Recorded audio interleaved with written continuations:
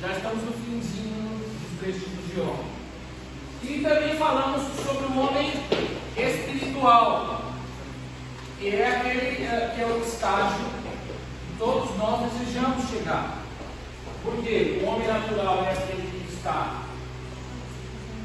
da maneira como foi criado, com o espírito morto, distante de Deus, não consegue compreender as coisas espirituais, porque as coisas espirituais se compreendem espiritualmente, como o espírito da morte ele compreende.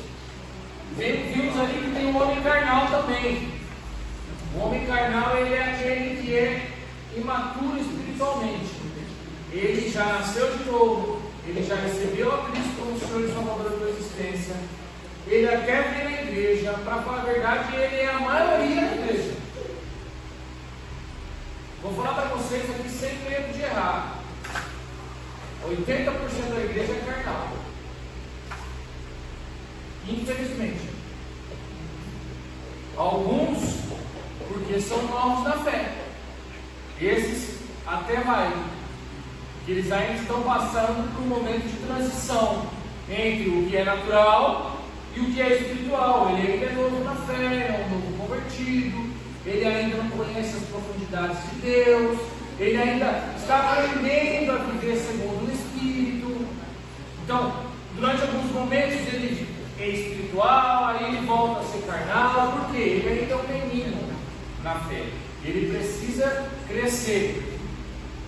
O grande problema não é esse. O grande problema é aqueles que já estão na fé há muito tempo e continuam meninos. Ou porque não querem crescer, ou porque não tem um discipulado, porque não tem uma liderança, não tem um corpo ministerial, um corpo eclesiástico que o faça crescer. Isso é um grande problema.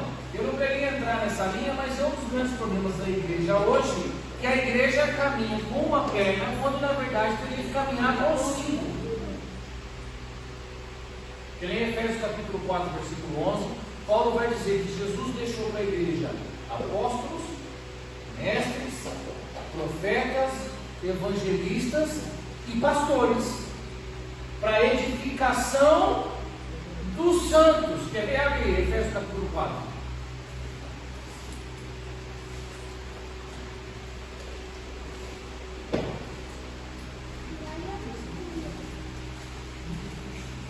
João, Atos, Romanos, 1 Coríntios, 2 Coríntios, Gálatas e Efésios.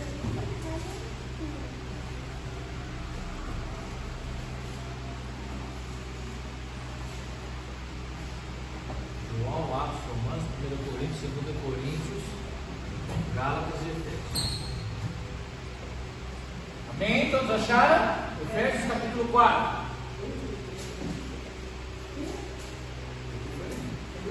Olha aí, tá vendo? Efésios capítulo 4, versículo 11.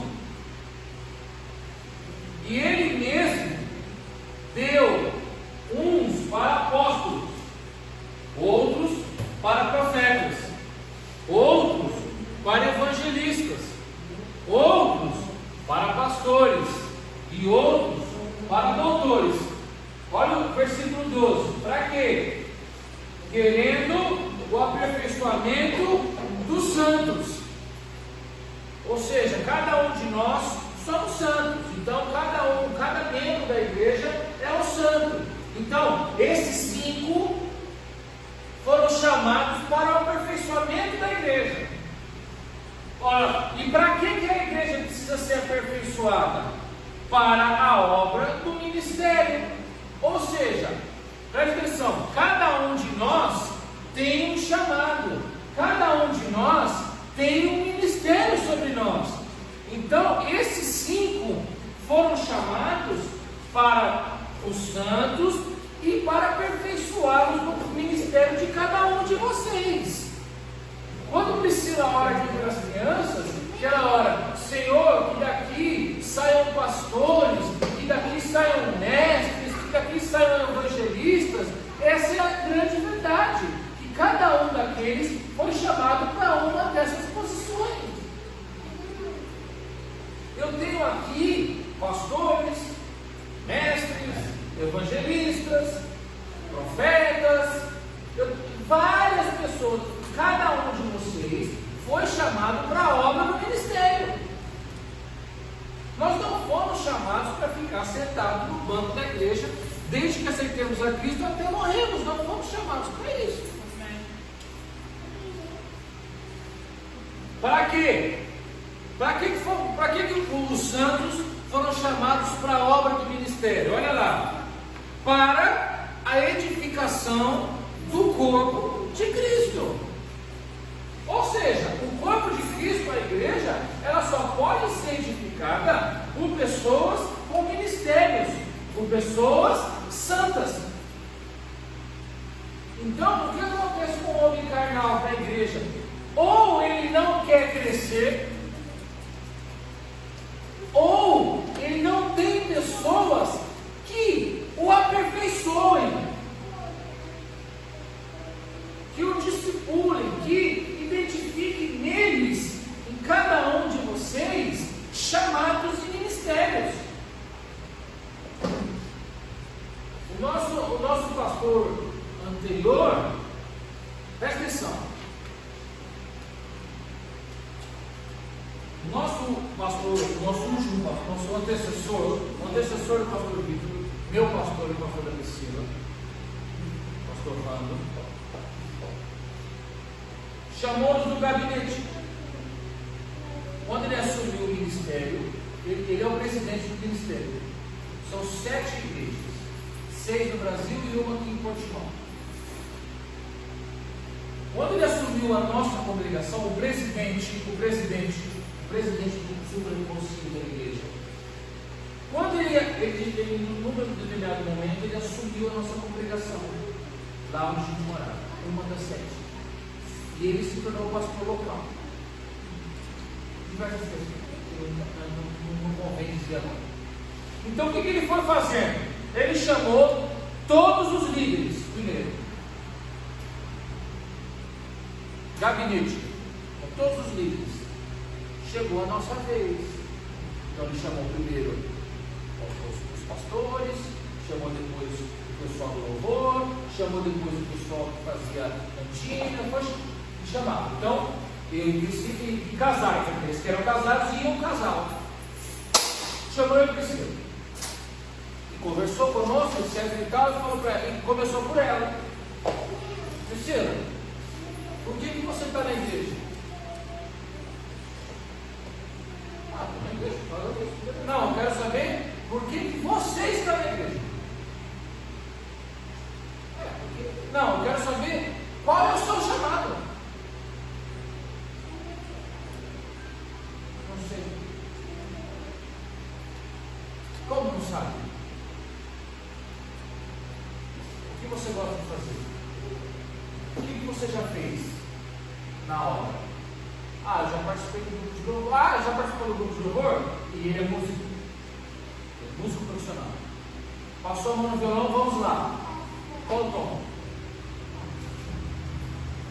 Como assim? Qual o tom? Escolhe o louvor. Como assim, pastor? Não, eu quero ver qual é o seu talento, qual é o seu chamado, para depois nós trabalharmos nele. Está vendo a diferença?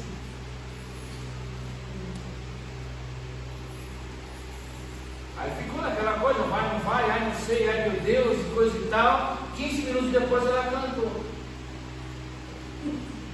Qual o louvor que você quer? Sobre as águas. Eu não vou esquecer. Nem eu.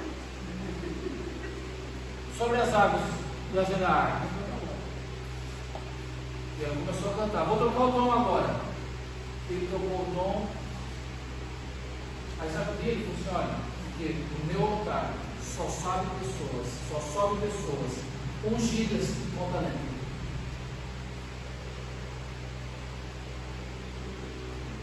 Eu preciso saber se esse é o teu ministério, eu preciso saber se esse é o teu chamado. Agora que eu sei que é, nós vamos trabalhar nele.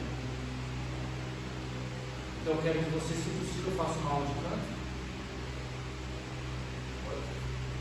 vamos trabalhar o seu chamado. Entre outras coisas que ele profetizou, estão acontecendo agora. 3, 4 anos depois. Ele falou: olha, você vai pregar a palavra. Você está louco! Porque o Espírito Santo falou comigo e você vai pregar a palavra. Isso aí no gabinete pastoral, mais pregação. Pastor Hélio, vocês conhecem um pouco da minha história. Eu 3 anos de banco sentado na igreja. Sobre você eu nem preciso falar nada, porque eu já te conheço, já te vi, já ouvi o que dizem de você. As coisas vão mudar aqui agora.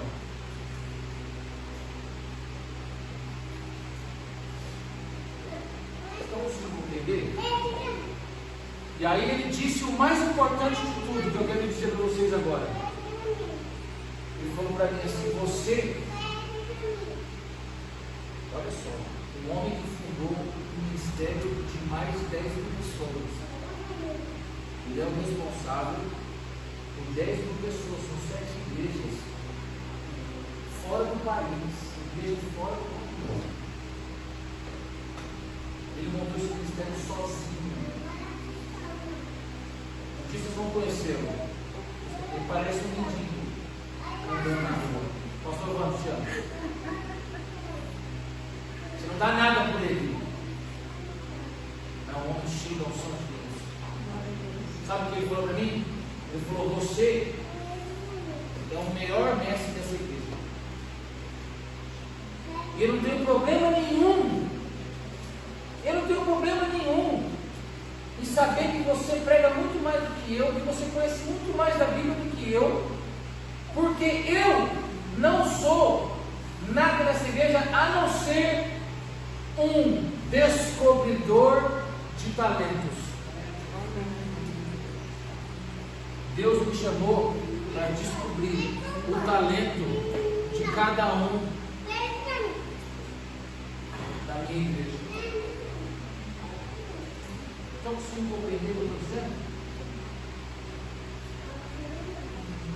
Então, a igreja precisa estar fundamentada sobre uma mentalidade dessa. Porque qual que é a mentalidade? Por que eles ficam carnais? E vivem carnais e morrem carnais? Porque entram na igreja, sentam na igreja e morrem na igreja. E o que nós vemos aqui em Efésios capítulo 4, não é esse o propósito da igreja. Quando eu digo igreja como instituição. A igreja precisa, nós estávamos falando aqui antes, sair para fora. Eclésia, chamados para fora. A palavra igreja, no grego, eclésia, que significa chamados para fora. Ou seja, a igreja precisa ir para fora. Então, quando ela vai para fora, quando ela é, como nós estávamos falando, quando ela é relevante lá fora, na comunidade, o que acontece? Quando a comunidade sabe que a igreja existe, no primeiro momento que a pessoa lá no mundo tiver um problema no casamento, tiver um problema com o filho, tiver um problema qualquer, a pessoa vai vir para cá. Porque ela sabe que aqui tem um povo que ama Deus, tem um povo de bem, tem um povo de caráter. Então ela vai vir aqui. Então quando essa pessoa vem, ela levanta a mão e recebe Jesus como Senhor e Salvador da sua existência. E então agora, esses 5 ministérios vão começar a agir. Está conseguindo compreender? Ele já agiu, porque o evangelista já foi lá pregar a palavra. Na praça, o evangelista pegou a Bíblia e começou a pregar a palavra de Deus lá na praça. E aí, as pessoas descobriram que aqui tem uma congregação, que aqui tem pessoas de bem. Então essa pessoa veio aqui porque um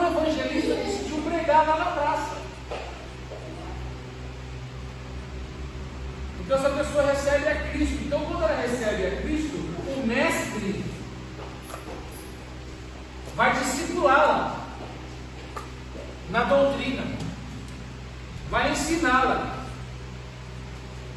O pastor vai cuidar dessa pessoa, porque essa pessoa vai passar por momentos difíceis. Ela ainda é crente, ela é um bebê na fé. Amém. Ela vai e volta, ela sofre, ela chora. E o pastor vai fazer o quê? O pastor vai cuidar dela. E o profeta vai receber de Deus aquilo que Deus tem para ela. E o profeta vai dizer para ela: olha, agora que você está aqui há 2 meses, 3 meses, olha aqui, Deus falou comigo que Ele tem algo grande para você, mas não é só algo grande para você quando tira as costas. Não, Ele tem algo grande para você nessa área. Eu consigo compreender a diferença do negócio? E aí então essa pessoa vai começar a ser discipulada e trabalhada.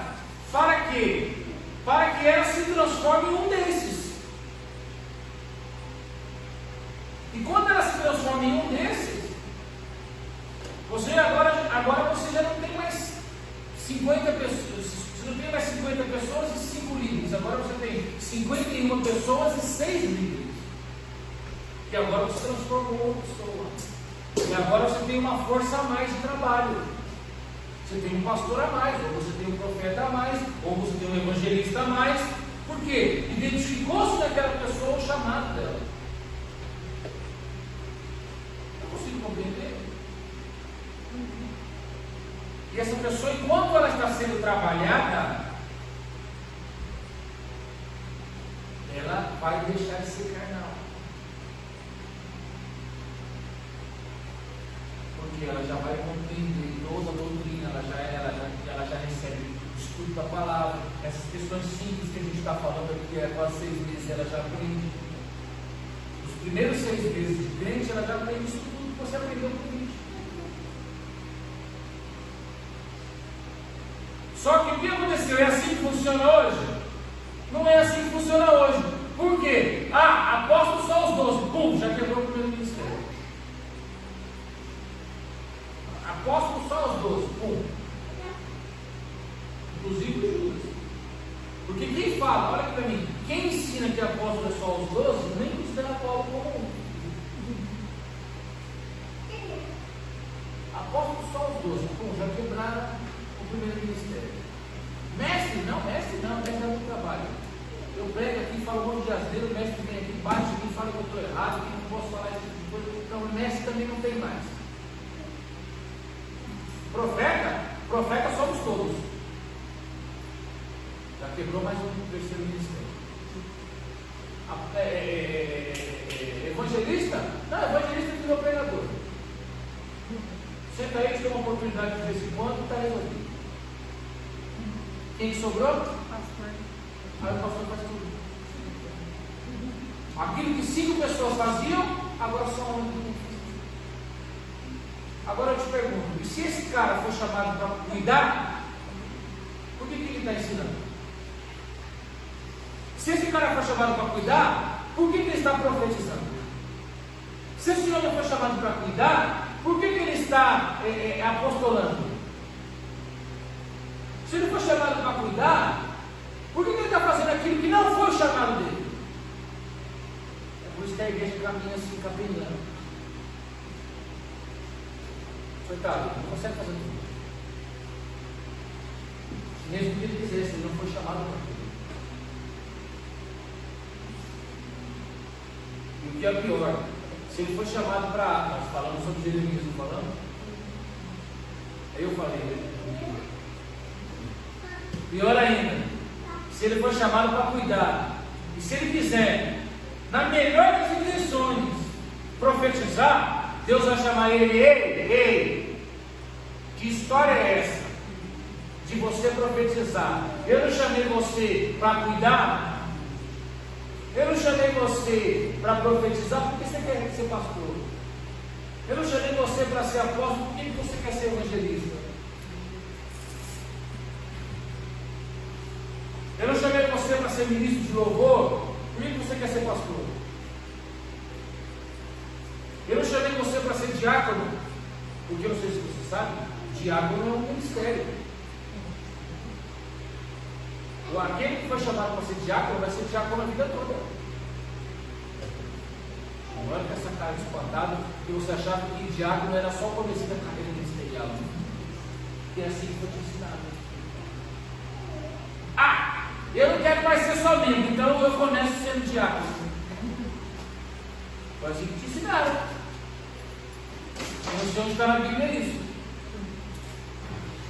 Eu pedi aí para alguém na internet, eu pedi para alguém me dizer onde está na Bíblia que a primeira escada ministerial é diácono. Eu quero que diga para mim onde é que está na Bíblia que o pastor é maior que o diácono. Não, eu quero saber onde é que está. Onde é que está que o pastor é mais importante que o ministro de louvor? Qual é o versículo que está? Mas assim que eles ensinaram para a gente. É por isso que você tem homens carnais dentro da igreja na sua maioria. Tem lá o pastor, uma palavra assim, tem umas igrejas que é pior. Tem umas igrejas que é Deus, Jesus do lado, o Espírito Santo para eles já é uma cadeia inferior. Então assim, Jesus é Deus, Jesus e o Espírito Santo abaixo. Aí abaixo está ele. O bispo, o bispão, o ancião, tem até os nomes que eles fazem aí, os ungidos. Aí depois para baixo tem o resto. É por isso que fica um monte de crente carnal na igreja. Essa pessoa está mais preocupada com ela e com os títulos e com aquelas coisas e vira uma competição dentro da igreja. Vocês não sabem o que é isso. Vira uma competição dentro da igreja. Detalhe. Vou falar aqui mesmo. Posso falar? Inventaram até um cargo que não existe. Pergunte para mim qual? Presbítero. Inventaram um cargo. Não existe isso. Não existe presbítero. Inventaram um cargo intermediário. Por quê? Eu tenho um exemplo. Eu tenho o irmão Rubem aqui na igreja. Olha, o irmão Rubem, é homem de Deus. Amém. Um exemplo.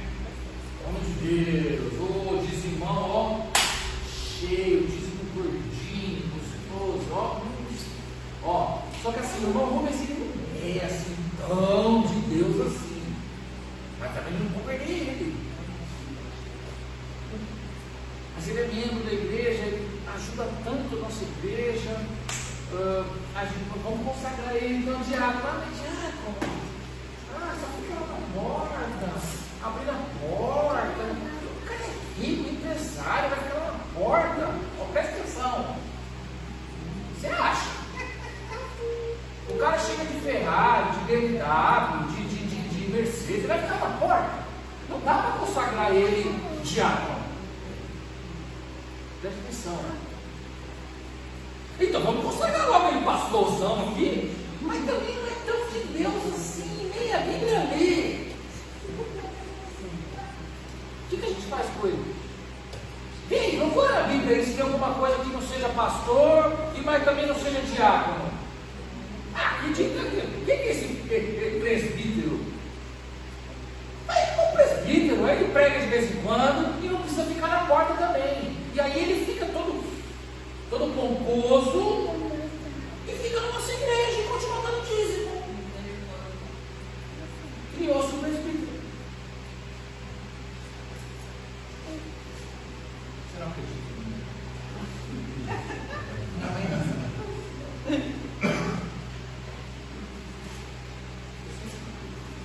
Primeira Pedro.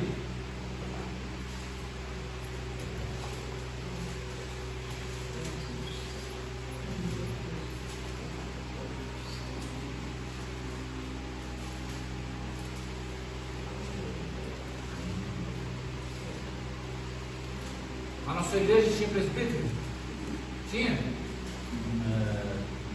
Tem que ir para ver.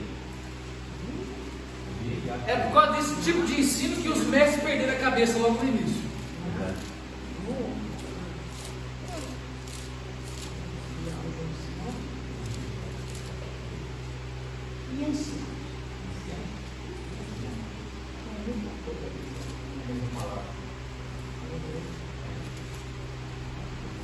O erro está aí. O erro está aí. Nessa transição, eles pegaram essa palavra. Isso. Então existiam os anciãos. São bem disso. Só que quando fizeram a tradução dos anciãos do Novo Testamento, os anciãos eles vêm do Antigo Testamento. Certo? Que foi escrito em hebraico e em aramaico. Mas quando ele foi feita a transferência para o grego, usaram a palavra presbíteros para algumas passagens onde era ancião. Onde era ancião, trouxe-se para presbíteros. Só que você já vai entender quem são esses anciãos. Presbítero e ancião. A mesma palavra. A mesma palavra é dividida em dois cargos diferentes. Todo mundo achou a primeira Pedro? Capítulo 5.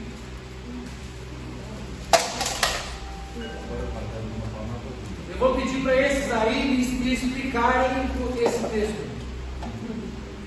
Aos presbíteros que estão entre vós, admoesto eu, que sou também presbítero. É apóstolo ou presbítero?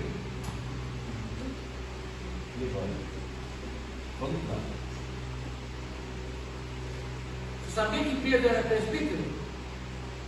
Quem aqui sabia que Pedro era presbítero?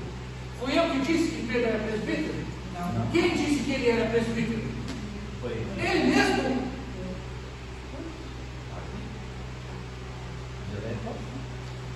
Ele é apóstolo ou é presbítero? Ou é os dois? É os dois, ele está bem dizendo.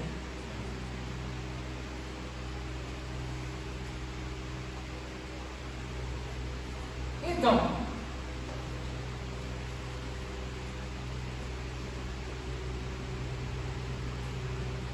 criaram esse cargo aí por falta de interpretação das Escrituras. Não sei o que isso aqui.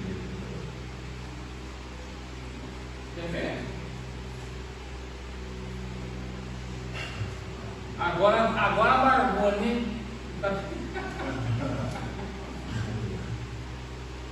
explica para mim aí. Oh Jesus, perdoa os que não sabem o que falam.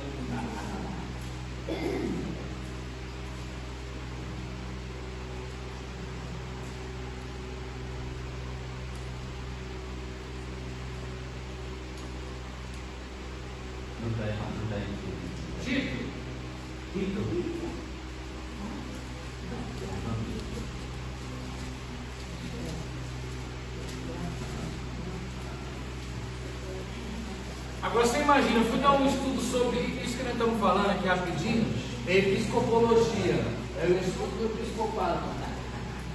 Eu fui dar um curso desse numa igreja, 2 domingos, Rodrigo, 20 horas, 10 horas no domingo, 10 horas no domingo, 10 horas de curso, cheio de presbítero na igreja.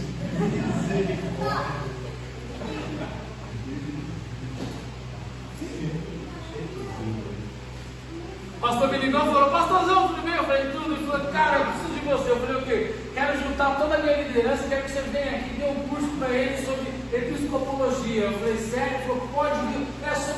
Só me veio você, Deus falou comigo e só me veio você na cabeça. Não tem que ser o Senhor. Eu falei: amém, pastor, vai ser uma bênção. Vamos marcar a data, marcar uma data e tal, não sei o que, fui orar para pegar o conteúdo, para fazer a aula, estou indo para a igreja, aí Priscila. No carro eu falei: Priscila, um problemaço. Ela falou: o quê? Eu falei: estão indo lá dar o curso agora e eu vou ter que falar a verdade para eles. Ela falou: tá, e daí? Eu falei: tá cheio de presbítero lá. O que eu faço? Se Deus mandou falar, fala. Eu falei: Jesus. Todo mundo achou assim?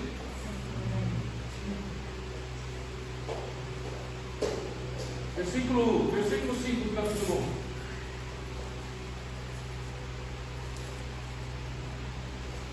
Por esta causa te deixei existem em Creta.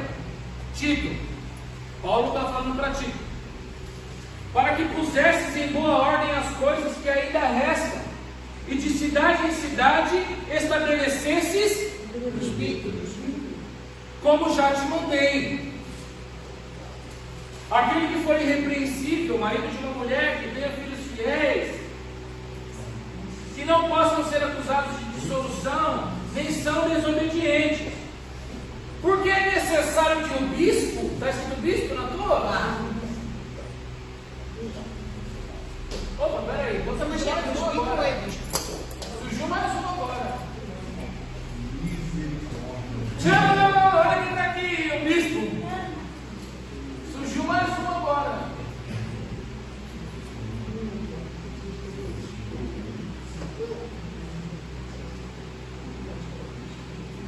Vamos deixar um pouco mais difícil? Capítulo 2. Tu, porém, fala o que convém a essa doutrina. Versículo 2. O que está escrito aí? Gente, que sejam sóbrios. Eita, mais um. A Bíblia aqui está escrito assim, ó. Tem alguma Bíblia escrita assim, ó? No versículo 2? Versículo 2 do capítulo 2. Todos está escrito velhos? Tá. Velhos? Posso abrir minha Bíblia em grego para você ver qual é a palavra original ou não precisa, você confia em mim? Capítulo 2, versículo 2. Na sua está escrito o que, irmão? É Tito. Tito. Velho? Você acredita em mim?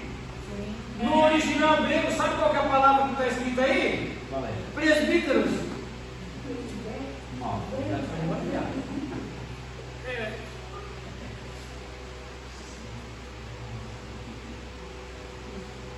Olha aqui para mim. No original no grego, a palavra presbítero, lá no capítulo 1, versículo 5, que nós lemos, a palavra bispo, lá no capítulo 1, versículo 7, e a palavra velhos, e a palavra, no versículo 3, lê aí, no versículo 3. As mulheres idosas. Mulheres idosas. Sabe qual que é a palavra que está no original? Presbíteras. Presbíteras. Então quer dizer que presbítero é idoso? Não. Então. A tradução sua que é ruim. Ah. São todos presbíteros. A palavra original em grego é presbíteros, quando é homem, e presbíteras quando é mulher. Só que na hora de traduzir, eles traduziram presbíteros, traduziram bispo, traduziram velhos e traduziram velhas.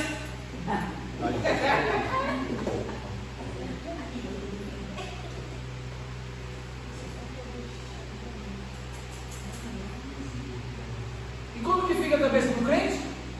Uma salada russa.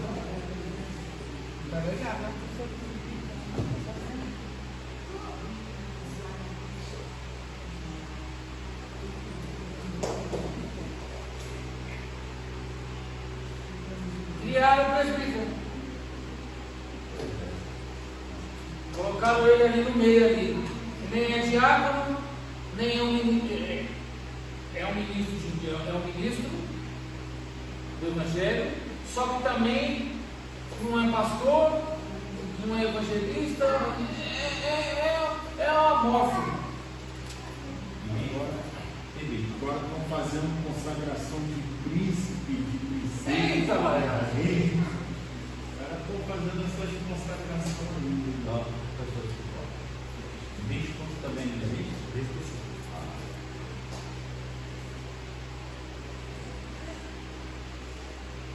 Ou então o que acontece? Então, pegaram todo o ministério, todo o presbitério,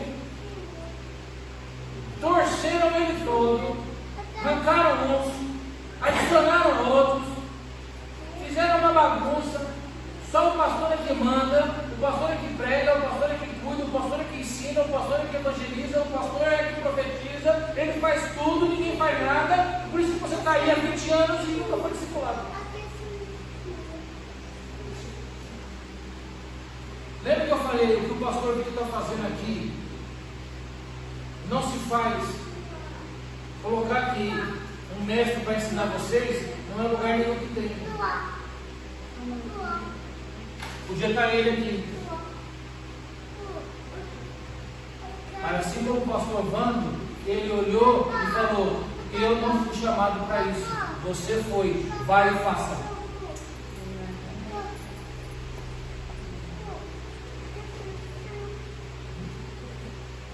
Em outros lugares também é feito isso. Só que você conta nos dedos as igrejas onde você tem os 5 ministérios estabelecidos. Quando você foi numa igreja que tinha os 5? Fala para mim. Os 5. Tem os 5. Onde tem os 5? Apóstolo tem lá? Eu já não tenho, esquece. Fala para mim. Olha lá, Lina. Foi uma vez numa igreja que tem os 5. Entre eles são iguais, na mesma posição? Não, tem mesmo. Tem escadinha. Tem o profeta, tem o pastor, tem o evangelista. Tem o mestre. Também tem o mestre. E são iguais. No mesmo nível ou eles estão em níveis hierárquicos diferentes? São iguais. Aí é bom, vai lá, fica lá. O presbitério é formado por essas 5 posições, mais o ministro de louvor, mais o diácono.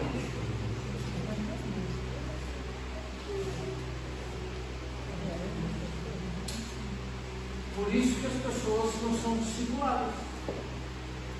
Elas só são cuidadas. Por quê? O pastor foi chamado para quê? Para cuidar. Por isso que elas não são discipuladas. Elas não são discipuladas porque elas não têm mestre para discipular. É por isso que elas não despertam os dons do Espírito Santo, porque elas não têm ali um profeta para falar com elas e profetizar para elas.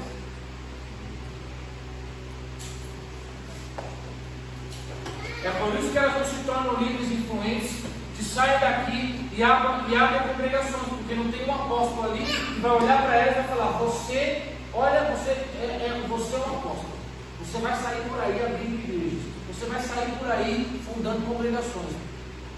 Tem um apóstolo na igreja? Não, apóstolo só os 12.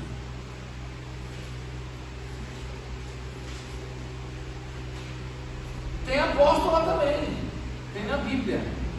Paulo, olha que Paulo, só apóstolo lá, tem 16 que ele menciona nas Escrituras. 16 apóstolos. Está na Bíblia. Quer que eu te mostre? Amém. E ele dá uns nomes das apóstolas. Acho que ela estava linda. Só que a gente vive numa igreja manca. O pastor tem que fazer tudo com a perna só.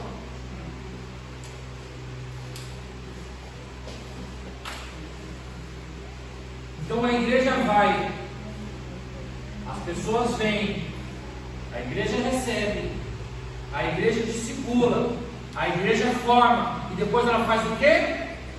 Ela te manda embora.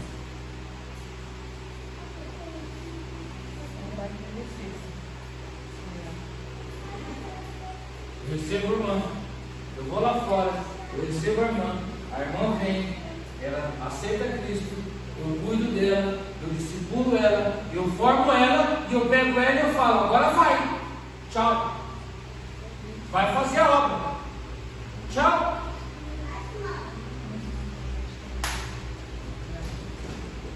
É assim que tem que ser.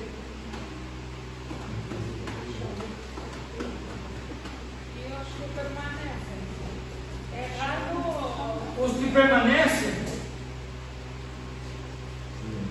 eles se revelam, se encontram neles o seu chamado e eles continuam exercendo o seu chamado, mesmo ali. Não são todos que vão sair, alguns vão permanecer. Só que eles vão permanecer para quê? Para receber os que vêm e ajudar na transformação dos que vêm. E isso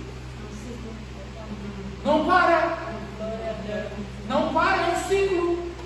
Então a igreja teria que ter 80% dos membros com seu chamado definido, estabelecido e seu ministério posto. E 20% de pessoas novas entrando e trocando. Só que o que a igreja faz hoje? Eu tenho 20% de pessoas que têm o seu chamado definido, têm o seu chamado localizado, pré-estabelecido, um vai para cá, outro vai para lá, e 80% de espectadores. Você pode muito bem descobrir o seu chamado e exercer ele aqui, exercer ele na tua casa, exercer ele no seu trabalho, exercer ele na tua comunidade, exercer. Não tem problema, não são todos que vão. Agora você entende porque Jesus diz que a seara é grande, mas poucos São os que vai.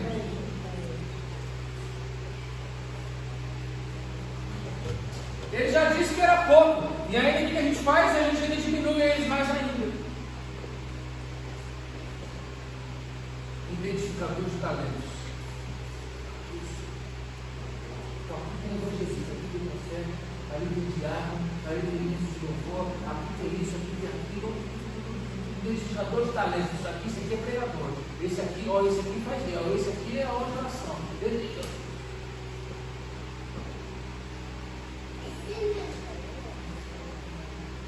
Você tem que saber isso.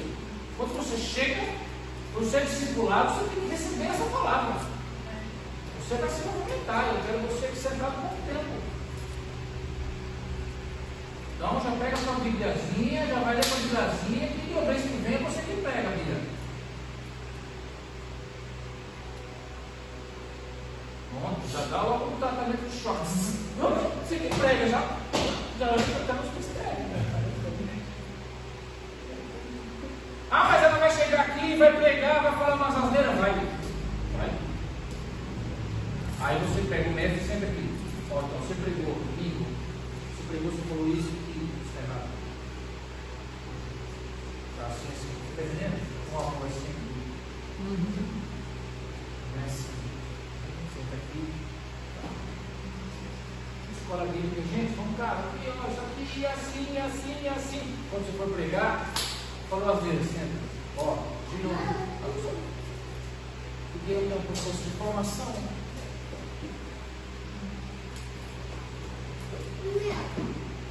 O seu profeta. Ei, profetizou e tal, não sei o que. Opa, agora vamos ver se deu certo. Se você compreender a essência daqui, isso é igreja. Foi assim que essa igreja, foi assim, alicerçada nisso, que ela chegou aqui como estamos hoje. Ó, se vocês forem estudar o que a ciência diz sobre o cristianismo, vocês vão ficar malucos. O cristianismo, ele tinha tudo para ser falido, para não prosperar. Só que ele prosperou para o mundo inteiro e alcançou dimensões que ninguém consegue acreditar. Por quê? Porque estava estabelecido, era simples de fazer. Era simples de fazer. Multiplicação de talentos. Não cargos e postos, não é isso. Não é cargos e postos, é chamado. Você está no lugar que você foi chamado para estar. Ponto. Você vai fazer em 50 anos o que não fizeram no ensino. O problema é que tem muitos Jeremias. O crente aí olha para ele aqui e fala: se eu quero ensinar uma palavra igual o pastor ele. Não, você não foi chamado para isso, você foi chamado para tocar viola. E glória a Deus, você vai tocar viola, você vai trazer pessoas para Jesus como bem. Você foi chamado para ficar na porta, para abraçar as pessoas quando elas chegam. E todo mundo que passar por ali nunca mais vai querer deixar esse lugar. Por quê? Porque você está fazendo aquilo que você foi chamado para fazer. Você, de repente, não está fazendo nada aqui, mas lá na sua casa, você é o ponto de equilíbrio da tua família. Porque você está fazendo o que você foi chamado para fazer, o que Deus sonhou para você. Oh, aleluia. Se você não faz isso, você é carnal. Por isso que a igreja tem crentes carnais há 20 anos. E por isso que 70% da igreja é carnal. É por isso que Paulo fala para os membros do texto: vocês já eram para estar sendo mestres, ensinando as escrituras, mas ainda bebem leite.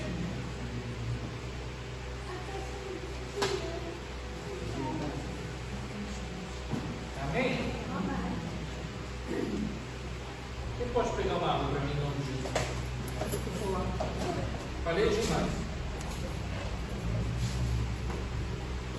O homem espiritual, então o homem espiritual ele chega no ponto que ele precisa.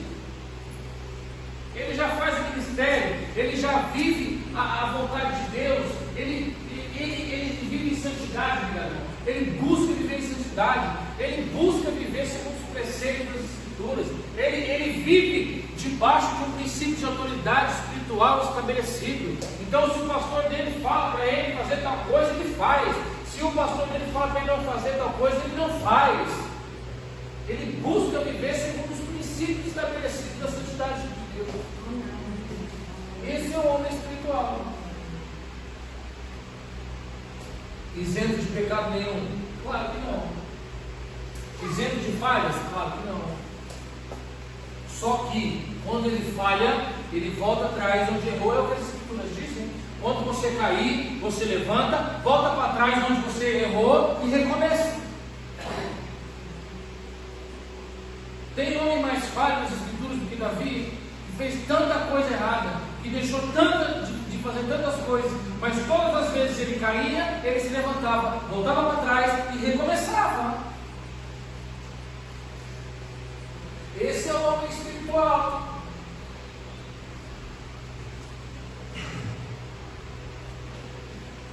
Então nós temos que nos tornarmos homens espirituais, mulheres espirituais, pessoas. Nós temos que querer isso. Nós temos que querer ser santos. Nós temos que desejar ser melhores. Nós temos que desejar ser homens e mulheres exemplares. Isentos de falhas. Olha aqui, tudo aquilo que você pode fazer, faça, porque essa é a parte fácil. Quem é que mente bastante? Por que você não mente? Porque é a parte fácil. Porque só depende de você. Agora tem um monte de outra coisa que só depende de você, mas que você não faz.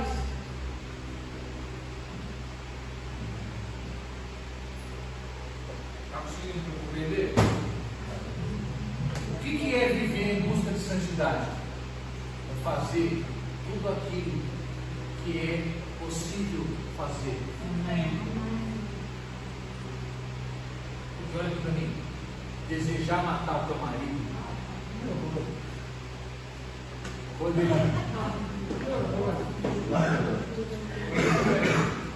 Desejar matar o teu marido quando ele pisa na bola. É difícil não desejar matá-lo. E vice-versa. É difícil. Quando você deseja matar ele, você pecou, você assassinou ele. Já pecou, misericórdia, mas já pecou. É difícil, eu sei que é difícil. Então esse daí é difícil. Agora, o fácil.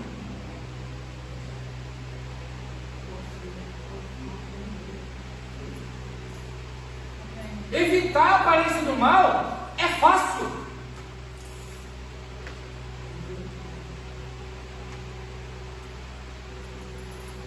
Por que você não faz? Preciso eu vir aqui falar? Você sabe. Você sabe. Homens espirituais fazem o fácil.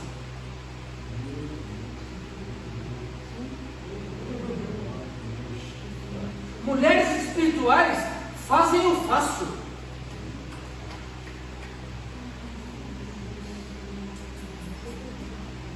Porque a cada fácil que você faz, mais fácil se torna para você fazer o difícil. Vou falar de novo. Amém. Quanto mais vezes você faz o fácil, mais fácil se torna para você fazer o difícil.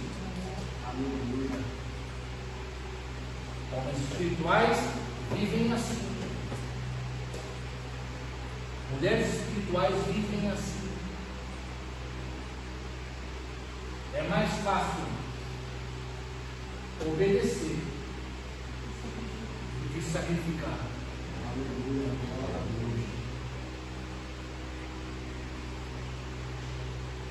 Ai, pastor, viver em santidade é difícil. Não é. É você que não quer.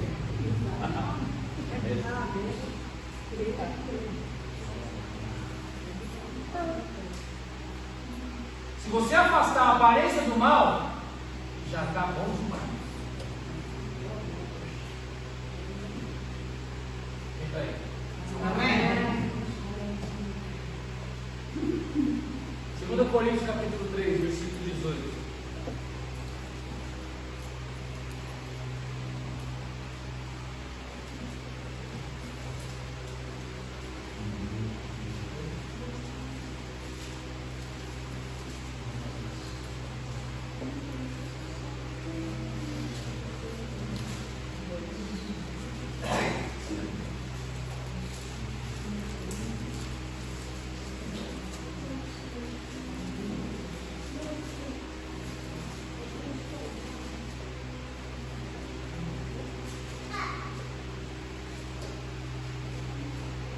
Quando você desejar matar o teu marido, lembra de mim.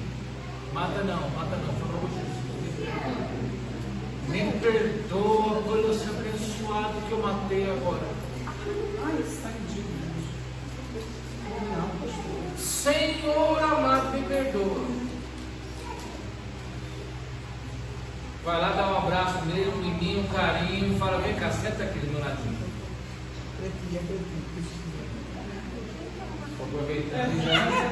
Eu estou aproveitando e já deixando a dica. Pastor, mas ela está dizendo que não quer matar ninguém.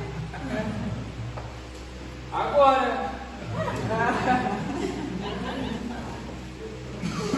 Tem hora que a pia de doce fica nessa altura. Mentira, não tem que fazer isso. Todos acharam?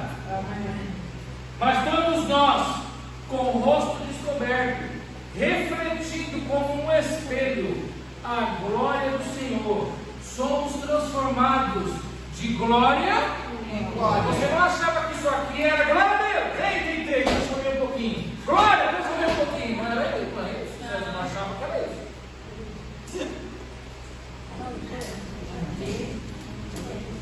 Segunda Coríntios, capítulo 3, versículo 18.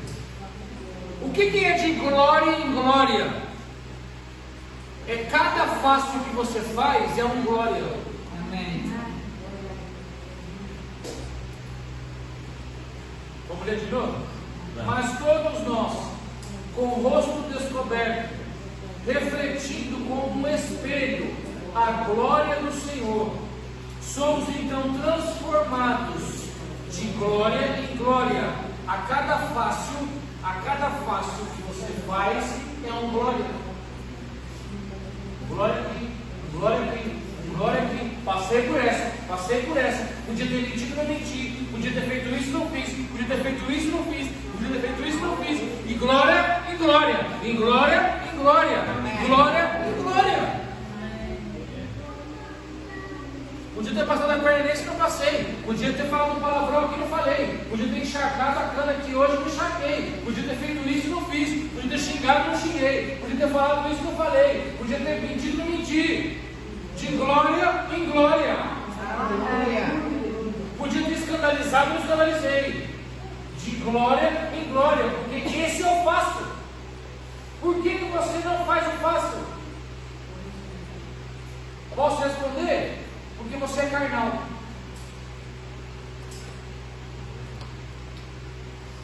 Interessa seguir ouvir? Porque o espiritual vive de glória em glória.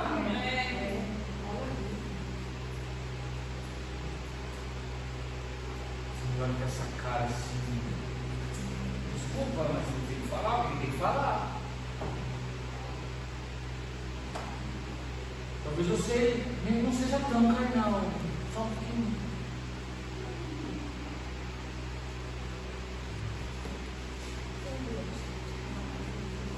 Não é perfeição.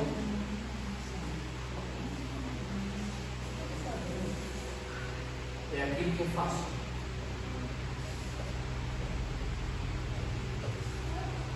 Sabe quando você vai começar a mudar isso em você?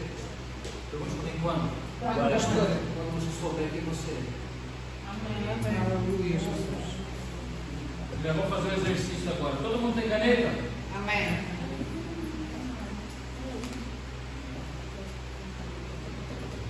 Papel, todos têm? Amém.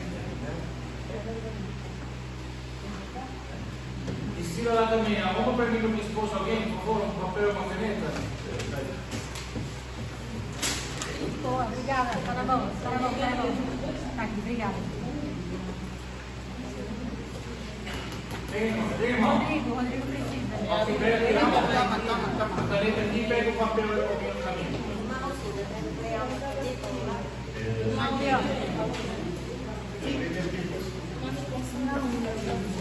Amor, pode pausar. Agora diz que foi arranjar noite.